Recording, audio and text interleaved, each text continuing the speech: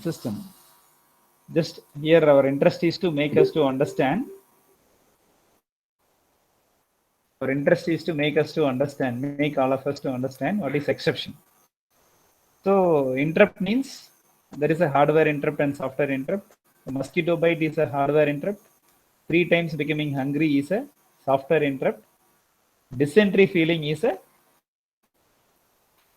exception. So abnormal disturbance is called the exception. Regular disturbance is becoming hungry 3 times a day is software interrupt. Mosquito bite is a hardware interrupt, which is random in nature. Hungriness is a software interrupt, which is periodic in nature. And dysentery feeling, they should not come, but if it comes, we have to overcome that by doing some necessary things. So I'm going to create some dysentery kind of thing to justify you there is a exception. So there is a hardware interrupt, software interrupt, and exception. Among these three, exception is having highest priority because we can tolerate hungriness for some time, but we cannot tolerate the dysentery feeling. That's why I'm putting this word dysentery, even though it is not good.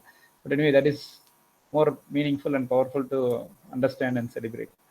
Okay, if possible, all of you can do this, or on behalf of all of us, I'm doing this. So we have to type our lucky number, say for example, 66 might be my lucky number, say for example. So typing the lucky number in the calculator and dividing that lucky number by 0.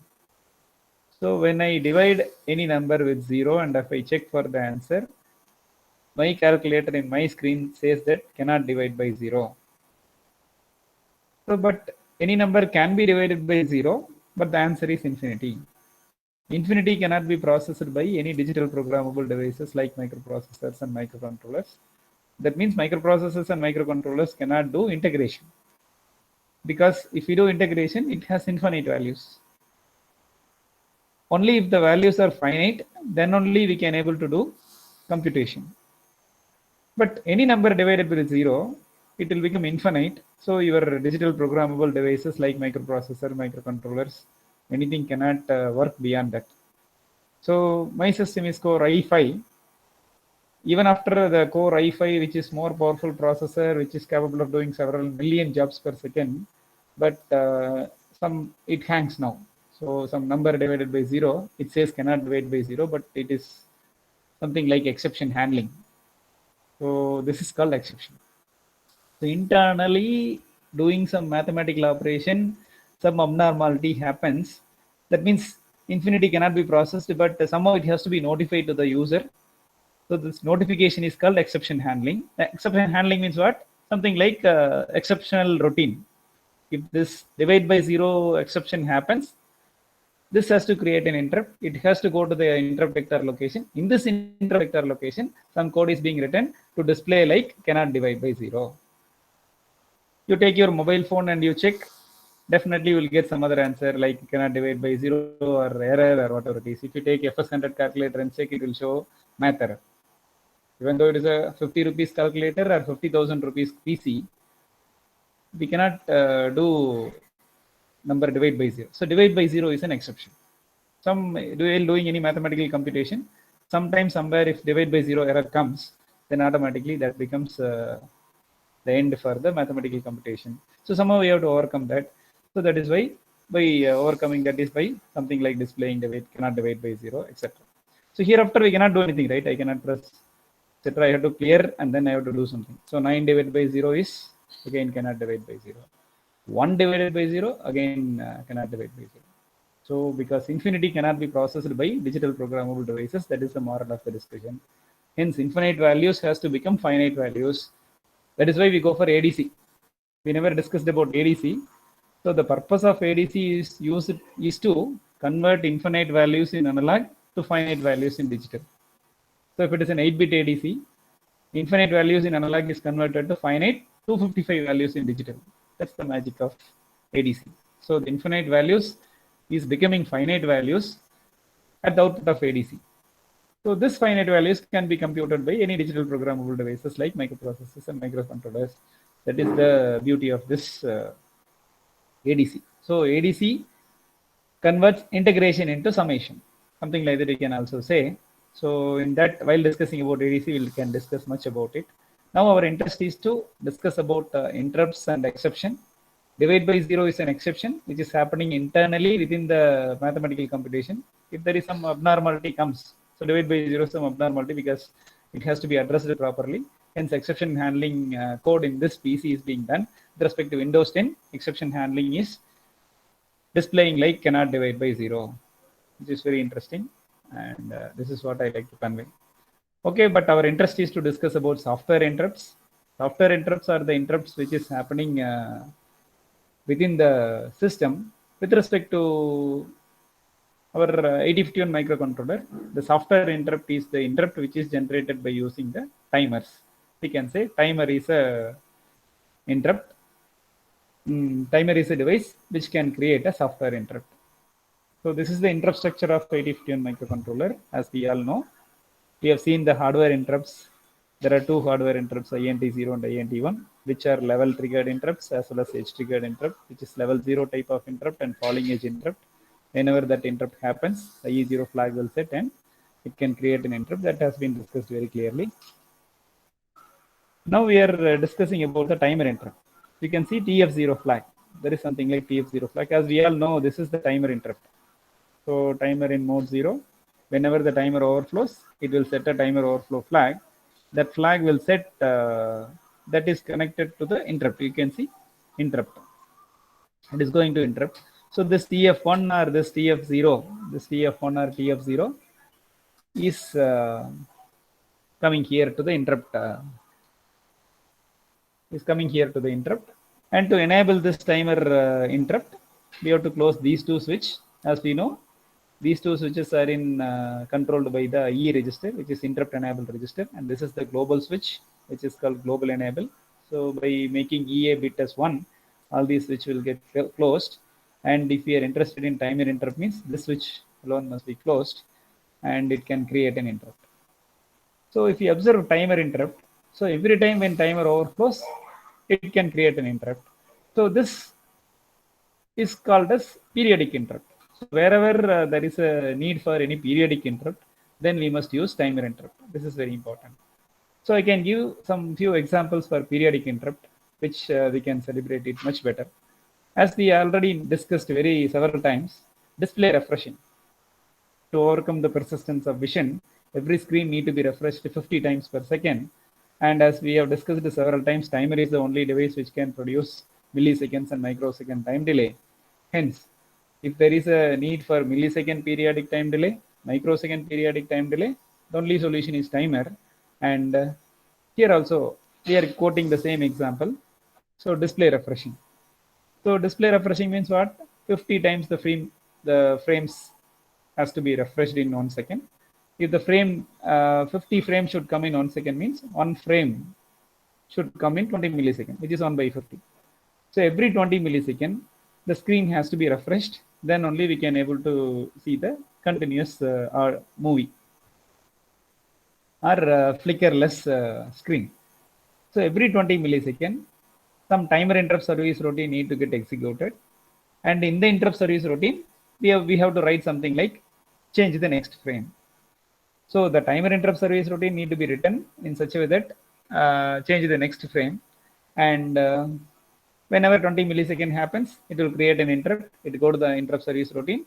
And then in the interrupt service routine, the next frame will be changed. And then again, we'll come back to the main routine. Again, next 20 millisecond comes. We'll go to the next ISR, interrupt service routine of timer. It will change the next frame, come back to the main routine, execute some main routine for another 20 millisecond. Another 20 millisecond timer will overflow, and then it will create an interrupt. It will go to the interrupt service routine and change the next frame, coming back to the main routine and continue the main routine for another 20 millisecond. So another 20 millisecond timer will overflow. This repeats continuously forever. And in 1 second, if we see 50 times the interrupt will happen and 50 frames could have been refreshed. So display refreshing is the primary requirement, which should be having highest priority. Hence, display refreshing has to be written into the interrupt service routine. That too because it need to happen periodically, it need to be a timer interrupt service routine. And the timer has to be reloaded. The timer reload value must be set in such a way that timer will overflow once in 20 milliseconds. If Timer overflows once in 20 milliseconds means every 20 milliseconds interrupt will get generated, and every 20 millisecond program execution will go to the interrupt service routine, and automatically it can change the next frames continuously. That is how it works. So to conclude the theoretical discussion, software interrupt, there are several software interrupts which is happening within the microcontrollers. One among them is a timer interrupt. Wherever there is a need for periodic interrupt, this is very important. Wherever there is a need for periodic interrupt, we must use timer interrupt. We can experiment it with a simulation, which will be more interesting. Okay. So as we already discussed, whenever a timer overflows, it will set a flag. That flag will create an interrupt if the timer interrupt is enabled. So to enable the time interrupt, we have to configure the IE register. So to enable the timer 0 interrupt, this bit need to be 1. And to switch on the all interrupts, global enable bit, this has to be 1. So 10000010. 82 is the interrupt enabled register value to enable the timer 0 interrupt. So let us write the code. For convenience, let us begin from the beginning for giving you more comfort to the users or listeners. Hash include reg51.h is your header file which need to be added, and void main is the regular C program, and while one is an embedded code. Why? Because the program need to be continuously executed. This is the syntax or structure of embedded coding. Here our interest is to enable the hardware interrupt. Here our interest is enable the software interrupt by setting IE register to 82. So IE register is 82 means what? Timer 0 interrupt is enabled. And let us say we are interested in 16-bit timer mode. So we know 16-bit timer mode means timer 0 is in 16-bit timer means T mode equal to 0x, 01 is timer 0 in 16-bit timer mode. And then we need to start the timer. To start the timer, we should say TR0 equal to 1. So this is the initialization of timer interrupt. So the initialization must happen only once. Hence the initialization code must be between void main and while 1. So for simplicity, let us toggle port 0. Let us toggle port 0 in the main routine, and let us toggle port 1 in the interrupt service routine. So our interrupt service routine could be timer 0 interrupt service routine. And as we all know, void timer 0 interrupt, timer 0 interrupt, and the syntax is interrupt. The syntax is interrupt 1. So what is this 1? As we know very well, if it is 0 means external interrupt 0, 1 means external interrupt timer 0 interrupt. As we all know, there is a priority.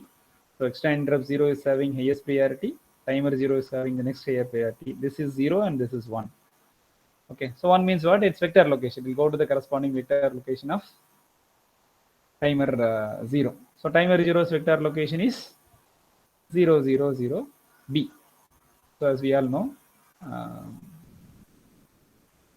okay, so in 000B, the interrupt service routine will be written. The service routine is toggling port 1.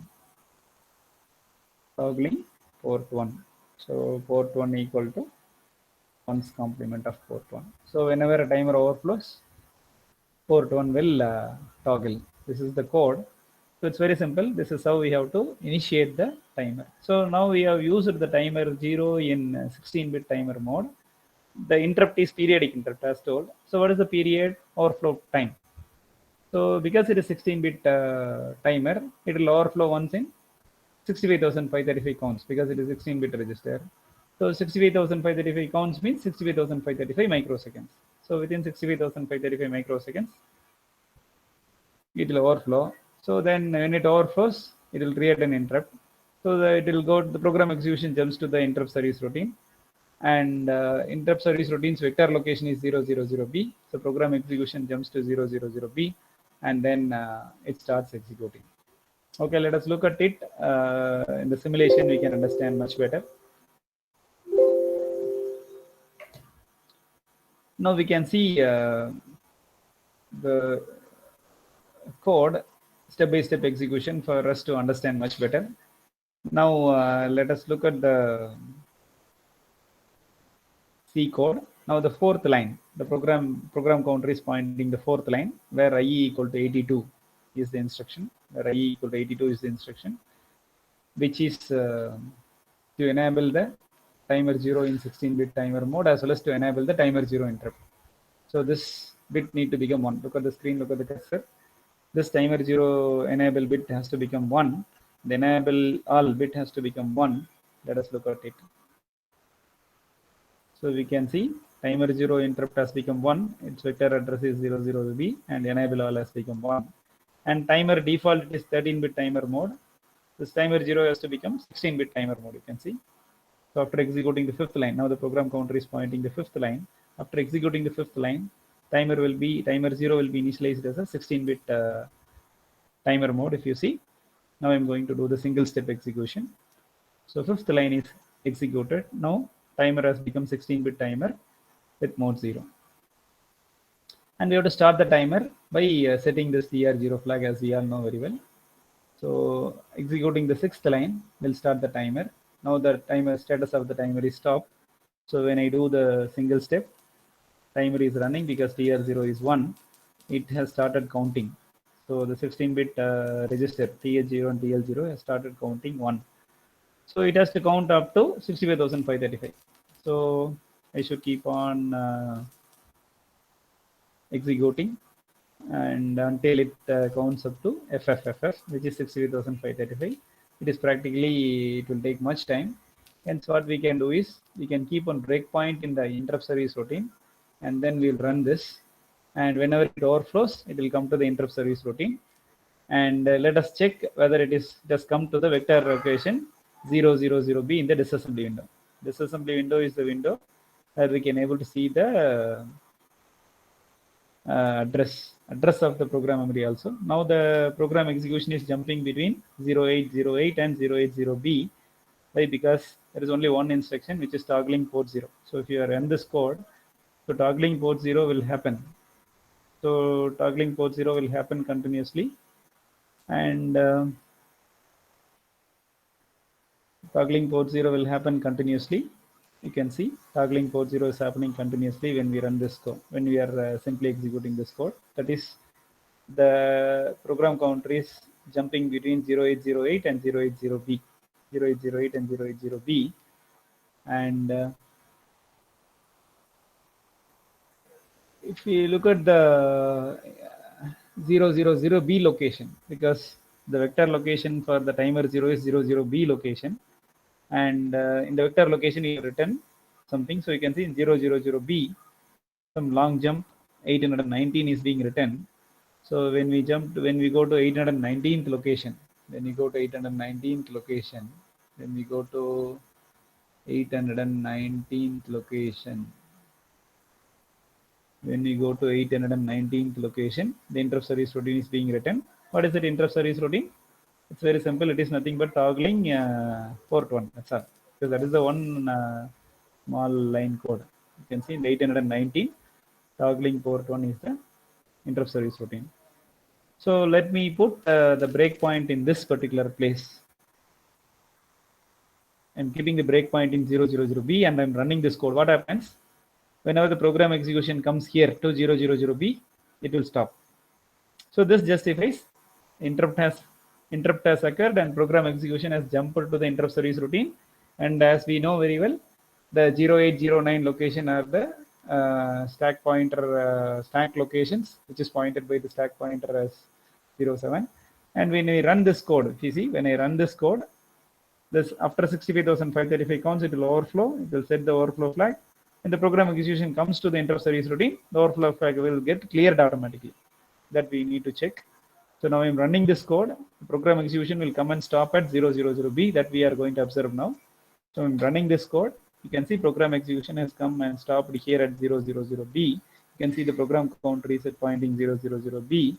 And if you see the timer after overflow, it has counted only 3 counts. After overflow, it has counted only 3 counts. and we are about to check port 1 need to toggle. You can see now it is going to jump to 819. In the 819, we are toggling port 1. Yes, port 1 has become 1. And then it will return back to the main routine. Where to return? Now you see program counter is pointing 881C, 081C. Return means it has to return back to the main routine. What is the return address? Where is the return address? Return address is in the stack. Where is stack pointer? Stack pointer is pointing 09th location. 09th location is a data memory location. So this is the data memory location. In the data memory location 09, it is 0808. So 0808 is the return address. So this 0808 will be popped from the stack to the program counter. So now if we must check here, after returning from interrupt, now you can see 081C is the program counter address. So that means program counter is pointing the program memory address 081C while executing the return interrupt instruction. After returning from the interrupt means it has to go to the main routine. Okay, so instead of going to 081D, the return address is stored in the stack, which is 0808. So program execution should go back to 0808, and we must ensure that program counter will become 0808 after executing this instruction. This justifies program has returned back to the main routine from the interrupt service routine, and the return address is popped from the stack location, which is 8th location and 9th location of the data memory in 8051. It's very interesting. You can see I'm doing the single step execution, and we are supposed to check 0808 in this program counter. We are supposed to check 0808 in program counter, and the pointer has to go to the main routine 0808. That is the one we need to observe. Yes, I'm going to execute this. Yes, now the program pointer has to become 0808, which is the main routine where port 0 has to toggle. Now if I keep on executing means port 0 will keep on toggling, and the timer will keep on incrementing. When the timer reaches 65,535, it goes to interrupt service routine. Now I'm running this, so it goes to interrupt service routine when the timer overflows. So like this, every 65,535 microsecond, timer overflows and the program execution goes to the interrupt service routine. Hence, this is the timer is meant for producing the periodic interrupt, which can be used for display refreshing as per our earlier discussion. To make you more comfortable, I can do one thing. So we can put the TH0 value very close to the overflow. Say for example 0xFF, and TL0 value can be very close to 0xF0. And in the main routine also we can copy and paste for better understanding. This is the one what I'm doing it for better understanding, where instead of 68,535 counts, it will do only 16 counts.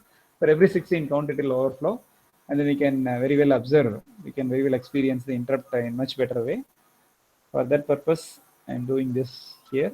So again, compiling, rebuilding, going back to the interrupt service routine. You can see once again I'm executing. So step by step, interrupt enable 82 means timer 0 interrupt is enabled. So this has to become 1 after executing the 4th line. Yes, timer 0 interrupt is enabled. Then timer need to be initialized in 16-bit timer mode. For initializing timer 0 in 16-bit timer mode, T mode register value should be 0x01. And after executing the 5th line, this will happen. Yes, it happened. So timer 0 is initialized in 16-bit timer or counter mode. And we are reloading the value. We are loading the value higher order register, higher order register of TH0 with FF. So this is TH0 will be loaded with FF, and TL0 will be loaded with F0. You can see TL0 is loaded with F0, and then we are starting the timer by making TR0 bit as 1. So timer will start running. Yes, timer starts running. So now it is F1. Now it is easy for us to see the overflow, and it is much better to do the single step execution in the assembly level, where we can able to understand much better. Now you can see port 0 is about toggling. So F3, F5, F2, F4, F6, F8, F2.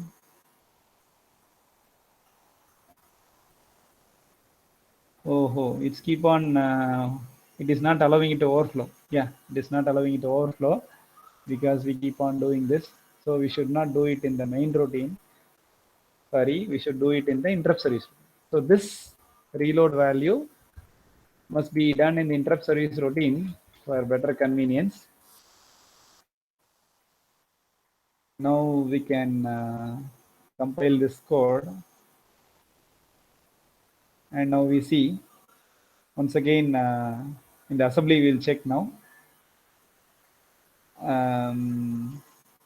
Moving interrupt enabled register as 82, which is enabling the timer. Then in 803 location, we are moving the 01 value immediately to T mode register, which means timer 0 is initialized in 16-bit timer mode. Now it is in 13-bit timer mode. When we run this code, timer 0 has become 16-bit timer mode. Now this line need to get executed. Timer 0's higher order register is loaded with FF immediately, and its machine language is this, its memory location is this, and we are supposed to check TH0 has to be loaded with FF. Yes, TF0 is loaded with FF, and TL0 must be loaded with FF. Yes, TL0 has to be loaded with FF, and set bit TR0. Set bit TR0 is starting the timer 0. That means TR0 will start running. Yes, it is starting running. So now F1, F3, F5, F2, F4, F6, F8.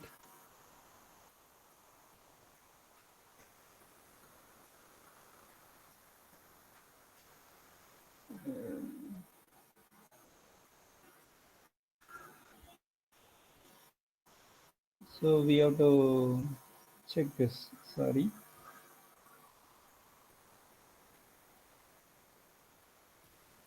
Let me check something. It's not coming. Let me check this. Okay, look at the screen. So timer was started running, and we are toggling port 0, F5, F7, F9, FB. Now you see FB. Now it has become FD, then FF. Now the next instruction will jump to the interrupt service routine, right? Now the next instruction execution will make it to jump to the interrupt service routine. You see, let's jump to the interrupt service routine. And then in the interrupt service routine, port 1 need to be toggled, right? Port 1 need to be toggled. Yes, it's already port 1 is in logic 1 state. It will, when it toggles means it will become 0. Program execution has jumped to interrupt service routine, and it toggles port 1, and again we are reloading it with FF and F2, and very soon it will jump to the interrupt service routine. This happening often. So this can be visualized much better in the disassembly window. Now we can see, now it is F4, F6, FB, FC, FE. Now it has become FE. So when FF means it will overflow and it will go to the 000B location. That we have to check. Yeah, it will go to the 0B location. From there it is jumped to 0x1F. That means it has come to the ISR. It has come to the interrupt service routine. You can see it has come to the interrupt service routine. From interrupt service routine, it has returned back. From 828, it will never come back to 829. It has to go to 080E. 080E is the return address which is stored in the stack as shown here. So the program counter will be loaded with 080E, which is the return address. You can see 080E. So it has gone to the main routine. From the main routine, it is jumping between the 0E and 811. Now the program execution has gone to interrupt service routine. So if we keep a breakpoint in 00B, we can also experience much better. Now I'm keeping a breakpoint here. Now I'm doing the execution means whenever interrupt comes, it will go to the vector location. From there, it jumps to 080F. As we know, as told already, there are very few making the interrupt service routine not to override with the other vector address. In the vector location, it is jumping to some other location, which is taken care automatically by the Keil. Okay. So the main program jumps to 813 location to prevent the main program, which has to write in the external interrupt 0 interrupt service routine, because the vector location for external interrupt 0 starts from 0003. So main routine should not be written in the 0003 location. That's why main routine jumps to 813 location, and the ISR for timer 0 jumps to 81F. If we enable external interrupt 0, it will jump to some other location. So every interrupt need to be isolated separately, and the interrupt routines must not overlap with the other interrupt routines that also need to be taken care, but that is taken care automatically by the scale IDE. We don't want to worry about it, as shown here. Okay, now it is very clearly understood by all of us. So timer interrupt is happening periodically, very well understood now. So when if I running this code, now you can see both port 1 and port 1 and port 0 is both are blinking. Port 1 and port 0 both are blinking. If you look at this code, where both ISR and main routine is keep on working. This is how it justifies every 63,535 microsecond timer is overflowing, and then it is creating an interrupt. Hence, timer interrupt is a periodic interrupt. So like this, as like how we discussed the timer, which what is the time interval to make the periodicity, that can be done as like how we discussed the timer part. You can use it in timer 0 in 8-bit auto reload mode, 13-bit timer mode, 16-bit timer mode, which I see servers. So I believe you understood the timer interrupt. To summarize, timer interrupt is a periodic interrupt. So the period is determined by the reload value. So now we are using 16-bit timer mode. Hence the reload time interval is 65,535 microseconds. So every 65,535 microsecond timer overflows and will set a flag. And this flag is creating an interrupt because we have enabled the interrupt. And the vector location for timer 0 is 000B. In 000B, we have written interrupt service routine to toggle port 1. Hence port 1 is also toggling. And port 0 toggling is happening in the main routine. So main routine is executing as well as interrupt service routine is executing once in 65,535 microsecond. That is how it works. And thank you.